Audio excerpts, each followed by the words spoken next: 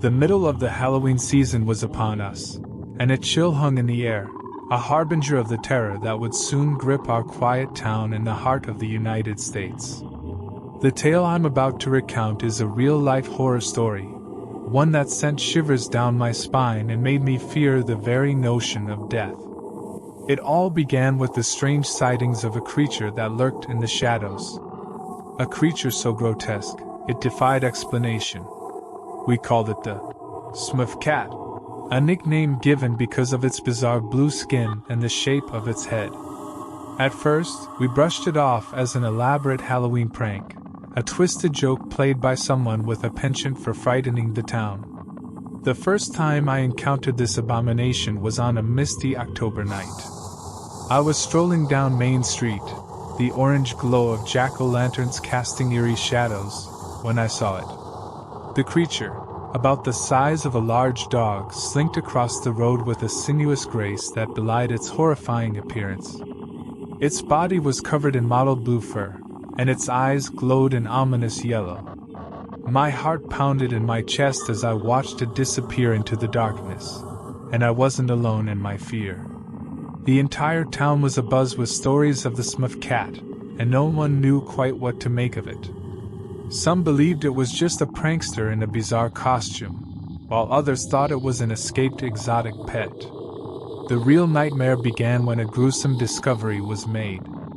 A young man had gone missing, and a frantic search led us to a secluded area on the outskirts of town.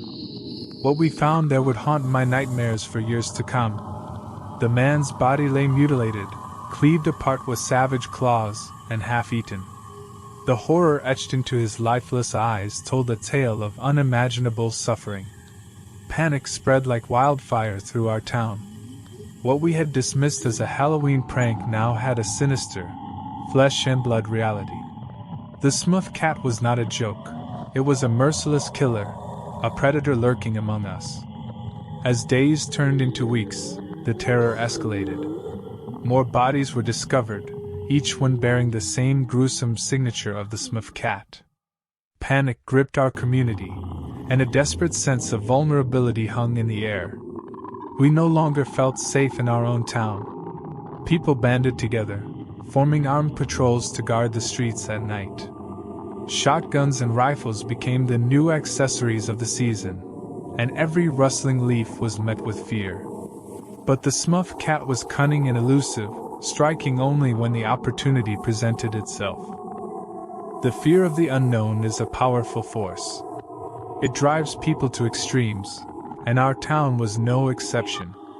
We began to suspect our friends and neighbors, the very people we had trusted for years. The bonds of community strained as paranoia took root. I found myself unable to sleep, tormented by nightmares of that vile creature with its piercing yellow eyes. It was as if the Smurf Cat had infected our very dreams, a malevolent presence that could not be escaped. Every rustle in the night, every creaking floorboard, sent my heart racing. One particularly eerie night, as a dense fog rolled in, I was standing guard with a group of my fellow townsfolk. We huddled together, clutching our weapons, our breath visible in the cold air. The eerie glow of street lamps illuminated the mist, casting elongated shadows that danced like specters. It was then that I saw it, emerging from the thickening fog. The Smurf Cat, its blue fur in unsettling contrast to the white shroud of fog, crept towards us. My heart threatened to explode as I aimed my shotgun at the abomination. The creature's yellow eyes locked onto mine, and I could almost feel its malevolence. But before any of us could react, it lunged at incredible speed, slashing at the man nearest to it. A scream pierced the night, and the man fell, clutching his bleeding chest. Panic erupted, and the creature vanished into the fog, leaving us in a state of terror and confusion. That night, our town's desperation reached a fever pitch. We knew we were dealing with a relentless and cunning predator, one that would not be deterred by our makeshift patrols. The Smurf Cat was a horror beyond our comprehension, a creature that had turned our lives into a waking nightmare. Days turned into weeks, and the killings continued. It seemed that no one was safe. The once thriving heart of our community had become a ghost town, abandoned in the shadow of the Smurf Cat's reign of terror. We lived in constant fear, our dreams haunted by those piercing yellow eyes. As Halloween approached, the town's atmosphere grew even more oppressive. The holiday, meant to be a celebration of the macabre and mysterious, had been tainted by the very real horror that had befallen us. It was as if the Smurf Cat had claimed the season for itself, turning our traditions into a mockery of the macabre. The terror that had gripped our town reached a breaking point. With each passing day, our sense of desperation grew, and we realized that the Smurf Cat was a relentless force that couldn't be vanquished by conventional means. It was a horrifying reality that gnawed at our sanity, and we had to find a way to end this nightmare once and for all. In a desperate bid to protect our community, we decided to take a drastic step. We knew it would require a sacrifice, a risky and perilous act to lure the Smurf Cat into a trap. The plan was simple but terrifying. We would use a live animal, something with lots of life, as bait. It was a gut-wrenching decision, but the survival of our town was at stake. The night we enacted our plan was shrouded in dread. The chosen sacrifice, a young and spirited goat, was tied to a stake near the heart of the town, surrounded by our well-armed townspeople hidden in the shadows. We waited in eerie silence, our hearts heavy with the weight of what we were about to do. The moon hung high in the sky, casting a pallid glow over the scene. It was only a matter of time before the Smurf Cat, drawn by the scent of fresh prey, would reveal itself. And then it came. Emerging from the darkness, the creature approached the tethered goat. Its blue fur seemed to shimmer in the moonlight as it crept closer, its eyes fixated on the struggling animal. It was a heart-wrenching sight, knowing what we had put the innocent creature through, but it was a necessary evil.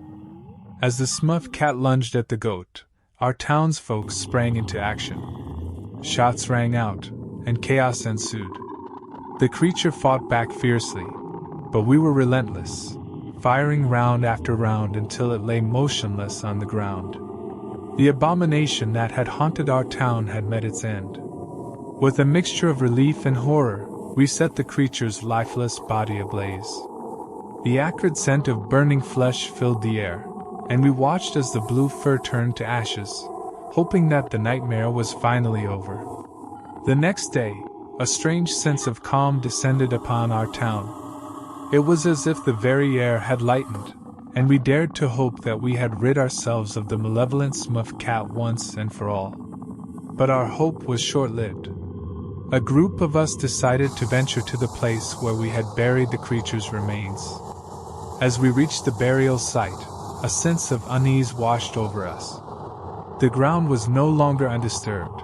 It had been dug up, and the only traces left behind were eerie footprints. We examined the prints with a sinking feeling in our hearts. They were unmistakably those of the same creature, but it was not alone. There were two distinct sets of footprints, larger and more menacing than the one we had killed. The horror of the revelation struck us like a physical blow. The Smurf Cat had not been a singular terror. It had a partner, and they were even more formidable than the one we had sacrificed. Our town had descended deeper into the abyss of this nightmarish ordeal, and the fear that had plagued us seemed to grow stronger. As Halloween approached once again, our town remained a haunted place, its streets deserted, and its people living in perpetual fear.